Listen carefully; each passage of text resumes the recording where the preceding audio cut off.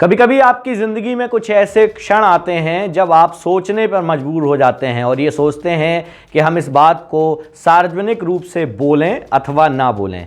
बोलेंगे तो उसके परिणाम क्या निकलेंगे, और इसी तरह के कुछ हालात अभी देश के चल रहे हैं। बहुत सारी घटनाएं घटित हो रही हैं, लेकिन बोलना, कहना और सुनना अब थोड़ा लाजमी सा नहीं लगता है। बहुत सारी चीज़ें ऐसी होती हैं कि अगर आप बोल दें तो उस पर आपके ऊपर लांछन लगाए जा सकते हैं, ईडी बिठाई जा सकती है, एनआईए आपके घर पर आ सकती है और हो सकता है आपको अब जेल भी हो जाए।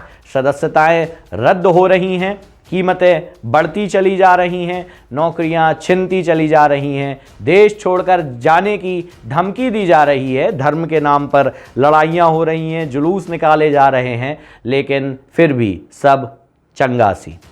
कहते नहीं हैं, बताते भी नहीं हैं, लेकिन देश के मध्यम और निम्न वर्ग के श्रेणी के लोग महंगाई से परेशान तो हैं। अच्छा, एक सर्वे आया है, PwC global consumer insight pulse survey. इसके मुताबिक सिर्फ छोटे ही नहीं, बड़े शहरों के लोग भी अगले 6 महीने तक खर्च के लिए चिंतित रहने वाले। यानी कि वो व्यक्ति जो सिर्फ गांव में रहते हैं वो ही परेशान नहीं है, या फिर जो शहर में रहते हैं वो भी परेशान नहीं है, परेशान पूरा देश है। ऐसा ये सर्वे कह रहा है, हम नहीं कह रहे, क्योंकि हम कहेंगे तो बोलना लाजमी नहीं समझा जाएगा। इसके अनुसार 74% भारतीय निजी खर्च करने और बचत को बढ़ाने के लिए ललायत हो रहे हैं। इन गैर जरूरी खर्चों के बारे में लोगों ने बताया कि रेस्टोरेंट में डिनर करना, कंज्यूमर इलेक्ट्रॉनिक्स की खरीदी करना, फैशन इत्यादि पर खर्च करना, पर्यटन या फिर गैर जरूरी महंगी ग्रोसरी में अब वे निश्चित तौर पर कटौती करने के लिए प्रेरित हो रहे हैं। इसका उल्टा परिणाम भी सर्वे में देखने को मिला है। युवा अपने पर्यटन में कोई कमी नहीं करना चाहते। दूसरी तरफ एक दिलचस्प ट्रेंड यह भी है कि संपन्न लोग भी स्वदेशी की तरफ आते चले जा रहे हैं। वे देश में बन रहे प्रोडक्ट्स को खरीदने में रुचि दिखा रहे हैं।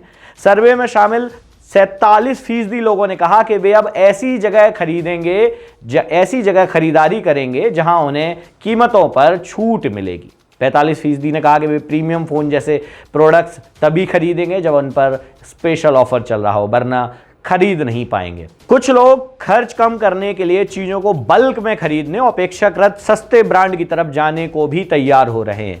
यह सही है कि कोरोना के वक्त कई तरह की आफत झेल चुके लोगों में बचत के प्रति रुचि बढ़ गई है। हालांकि 6 महीने बाद यह रुचि बदल भी सकती है, लेकिन धीरे धीरे फिर से कोरोना की आहट दस्तक देने लगी है।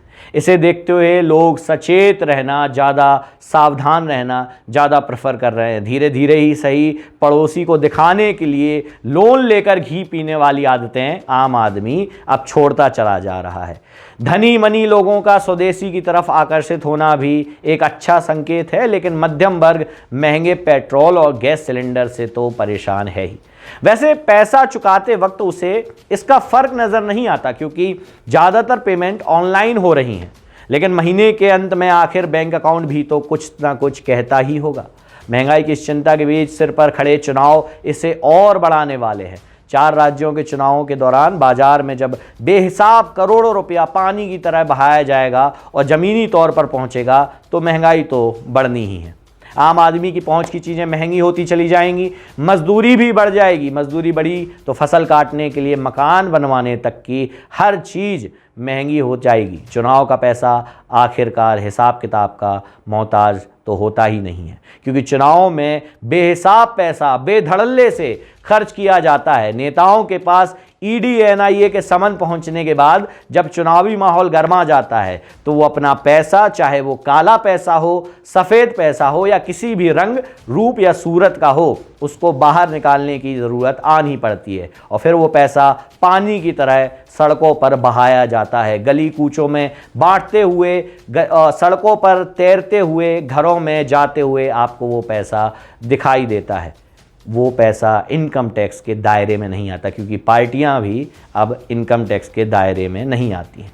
बहुत सारी चीज़ें ऐसी हैं जो आपको दिखती नहीं हैं, बहुत सारी ऐसी चीज़ें हैं जो आपको दिखती हैं पर आप समझना नहीं चाहते। अब सरकारी नौकरी लेना भी एक गुनाह माने जाने लगा है। अगर आप सरकारी नौकरी की बात करते हैं तो ये माना जाएगा कि आपके बच्चे या फिर आप स्किलफुल नहीं हैं। आप में कोई ऐसा टैलेंट नहीं है, ऐसी कोई बात नहीं है कि आप प्राइवेट नौकरी कर सके या फिर पकौड़े तल सके, क्योंकि खाना बनाना भी एक स्किल का काम है। और अगर आपको पकौड़े तलना नहीं आता, खाना बनाना नहीं आता, तो आप रेड़ी की दुकान भी इस देश में नहीं खोल पाएंगे। खोलेंगे भी तो ज़्यादा दिन चलेगी नहीं, क्योंकि पकौड़ों में तेल ज़्यादा होगा। जैसे आजकल हमारे समाज में राजनीति कुछ ज़्यादा ही हो रही है, जिससे कोलेस्ट्रॉल की प्रॉब्लम जिस प्रकार से शरीर को होती है वैसे ही समाज में भी हो रही है। फैट बढ़ता जा रहा है, वैसे ही नफरत भी बढ़ती चली जा रही। रामनवमी का अवसर था, लोगों को राम के मंदिर जाना चाहिए था, लेकिन पहुंचे मस्जिदों की तरफ, क्योंकि वहां जाने पर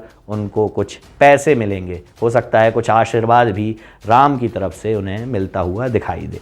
तो लोग कहने से डर रहे हैं, बताने से डर रहे हैं, समझाने से डर रहे हैं, और हो सकता है बताने, कहने और समझाने के बीच समझने से भी डर रहे हों। लेकिन ये डर देश को किस दिशा में ले जा रहा है, ये बहुत ज़्यादा सोचने और समझने वाली बात है। और इस समझ के बीच आपको हम ये समझाना चाहते हैं कि कोरोना ने फिर से दस्तक दी है, तो आप सतर्क रहें, सावधान रहें। क्राइम पेट्रोल भी देख सकते हैं, लेकिन घर पर बैठ के टीवी देखने के साथ साथ आप बाहर निकलकर लोगों से मिलना जुलना थोड़ा कम करें, जिससे कोरोना जैसी घातक बीमारियां फिर से एक बार हमारे देश में दस्तक ना दें और आपका पूरा परिवार, आपका पूरा समाज सुरक्षित रहे। महंगाई को कम करने के साधन शायद सरकार के पास ना हो, लेकिन आप घर में कटौती और बचत करके अपने परिवार का भरण पोषण तो कर ही सकते हैं।